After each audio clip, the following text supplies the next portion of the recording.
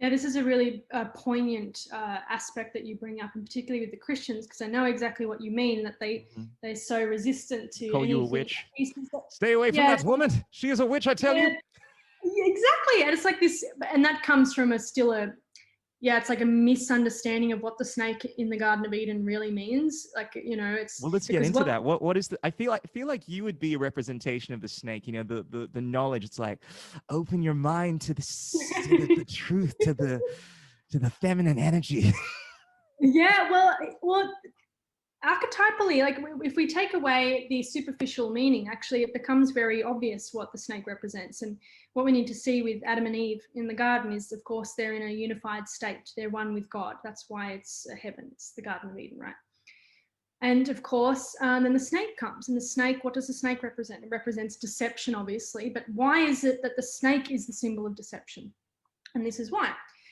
Typically, when people start to descend into the feminine, and I would say that physically and with consciousness, it translates to descending into the belly, because that's the earth. You're descending into because I am earth. I'm part of her body. So descent, bringing consciousness down.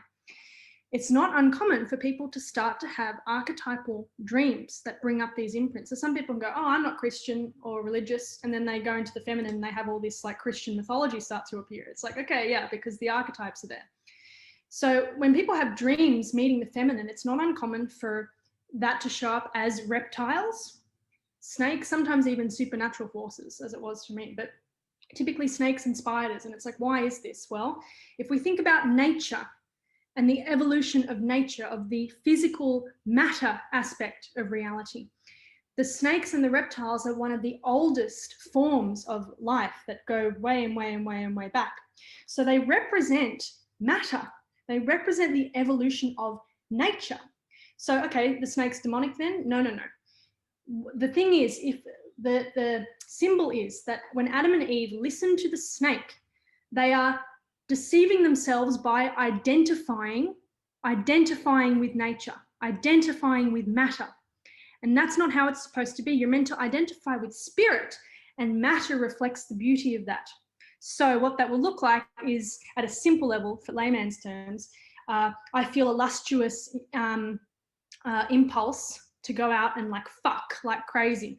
And because I feel that in the body, I act on it. But I don't sense, is that actually in integrity to do that? Or if it's a food thing, I have a craving to, eat lots of bad food.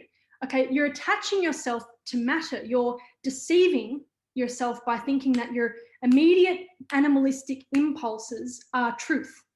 And of course, when you see a child, I mean, this is obviously what that stage of development is, because if you say, okay, I'm going to let my 5-year-old child like run its own life, then what does the kid do? It stays up all night. It reacts immediately to its emotional, physical nature.